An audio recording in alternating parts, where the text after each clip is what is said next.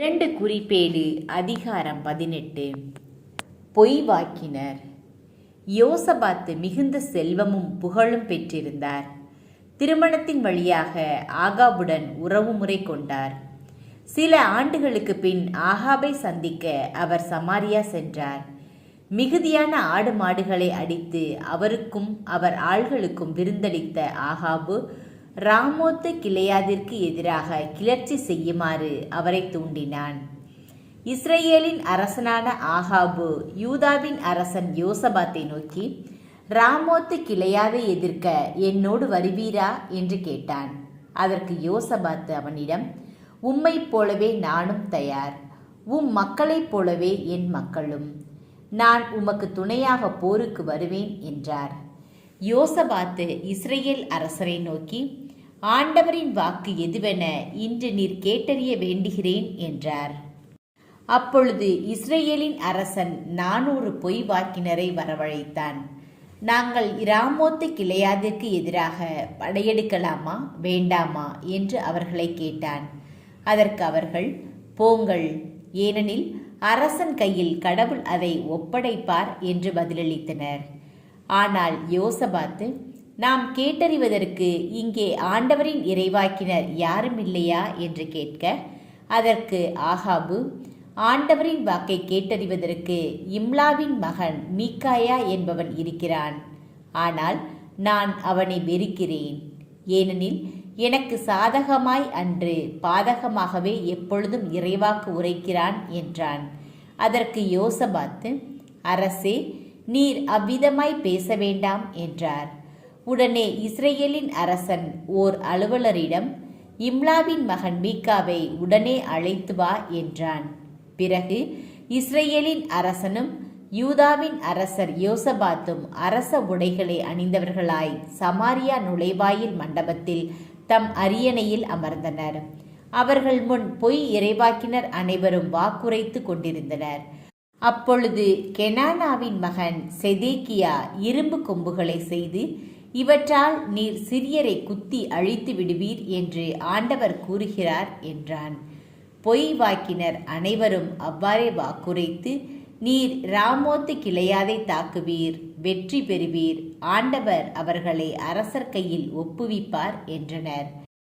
மீகாயாவை அழைக்கப்போன தூதன் அவரை நோக்கி, இறைவாக்கினர் அனைவரும் ஒரே வாய்ப்பட அரசருக்கு உகந்ததாகவே வாக்குரைத்து கொண்டிருந்தனர். உம் வாக்கும் அவர்களது வாக்கைப் போல் இருக்கட்டும், அரசருக்கு உகந்ததாகவே பேசும் என்றான். அதற்கு மீகாயா, ஆண்டவர் மேல் ஆணை, என் கடவுள் எனக்கு சொல்வதையே நான் உரைப்பேன் என்றார். அவர் அரசனிடம் வந்தபோது அவன் அவரிடம், மீகாயா, நாங்கள் ராமோத்து கிளையாதின் மீது போர் தொடுக்கலாமா வேண்டாமா என்று கேட்டான். அதற்கு அவர், போங்கள், நீங்கள் வெற்றி பெறுவீர்கள், எதிரிகள் உங்கள் கையில் ஒப்படைக்கப்படுவார்கள் என்றார்.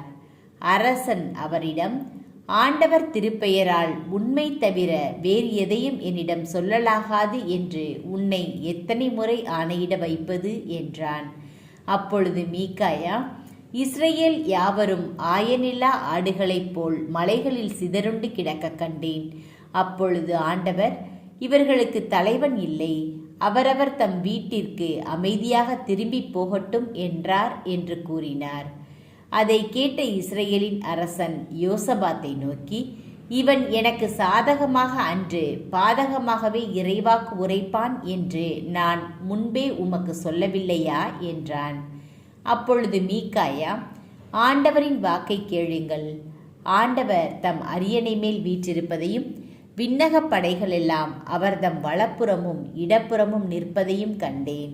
அந்நேரத்தில் ஆண்டவர், இஸ்ரேலின் அரசனான ஆகாபு ராமோத்து கிளையாதிற்கு சென்று அங்கே வீழ்ச்சி அடையும்படி அவனை வஞ்சிக்கப் போகிறவன் யார் என்று கேட்க, அதற்கு ஒருவன் ஒன்றை சொல்ல மற்றொருவன் வேறொன்றை சொன்னான்.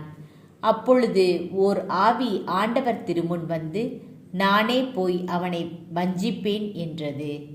எவ்வாறு என்று ஆண்டவர் அதை கேட்டார். அந்த ஆவி, நான் போய் அவனுடைய இறைவாக்கினர் அனைவரின் வாயிலிலும் பொய்வாக்குரைக்கும் ஆவியாக இருப்பேன் என்றது.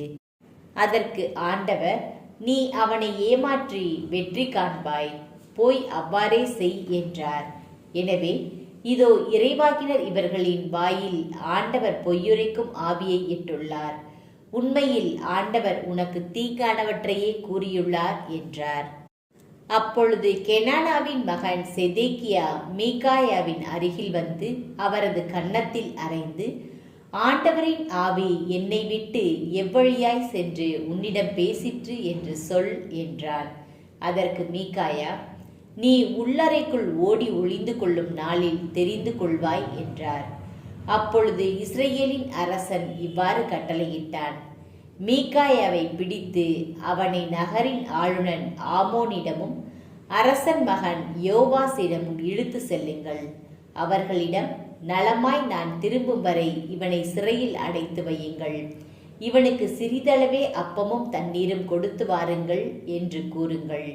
அதற்கு மீகாயா, நலமாய் நீ திரும்பி வந்தால் ஆண்டவர் என் வாயிலாக பேசவில்லை என்பது பொருள். அனைத்து மக்களே இதை கவனத்தில் வைத்துக் கொள்ளுங்கள் என்றார். ஆகாபின் அழிவு. பின்னர் இஸ்ரேலின் அரசனும் யூதாவின் அரசர் யோசபாத்தும் ராமோத்து கிளையாதின் மீது படையெடுத்து சென்றனர். இஸ்ரேலின் அரசன் யோசபாத்தை நோக்கி, நான் மாறுவேடத்தில் போருக்கு செல்வேன், நீரோ அரச உடைகளை அணிந்து வாரும் என்று சொல்லிவிட்டு மாறுவேடத்தில் போருக்கு சென்றான். சிரியா மன்னன் தன் தேர்ப்படை தலைவர்களை நோக்கி, நீங்கள் சிறியவரோடும் பெரியவரோடும் போர் புரியாமல் இஸ்ரேலின் அரசன் ஒருவனோடு மட்டும் போரிடுங்கள் என்று கட்டளையிட்டிருந்தான். ஆதலால் தேர்ப்படை தலைவர்கள் யோசபாத்தை கண்டவுடன், இவன்தான் இஸ்ரேலின் அரசன் என்று அவனோடு போரிடும்படி அவனை சூழ்ந்து கொண்டார்கள். அப்பொழுது யோசபாத்து ஆண்டவரை நோக்கி கூக்குரலிட, அவரும் அவருக்கு துணையாக வந்து எதிரிகள் அவனை விட்டு விலகும்படி செய்தார். தேர்ப்படை தலைவர்கள் இவன் இஸ்ரேலின் அரசன் இல்லை என்று கண்டு அவனை துரத்தாமல் அகன்று போனார்கள். ஆனால் ஒரு மனிதன் தனது வில்லை நாணேற்றி குறிவைக்காமல் அம்பெய்தான். அது இஸ்ரேல் அரசன் கவசத்தின் இடையே பாய்ந்தது. ஆகாபு தன் தேரோட்டியிடம், நான் காயமடைந்துள்ளேன், ஆதலால் நீ தேரை திருப்பி என்னை போர்க்களத்துக்கு வெளியே கொண்டு போ என்றான். அந்நாள் முழுவதும் கடும் போர் நடந்தது. இஸ்ரேலின் அரசன் சிரியருக்கு எதிராக தன் தேரிலேயே நின்று கொண்டு மாலை வரை போரிட்டான். கதிரவன் மறையும் வேளையில் உயிர் விட்டான்.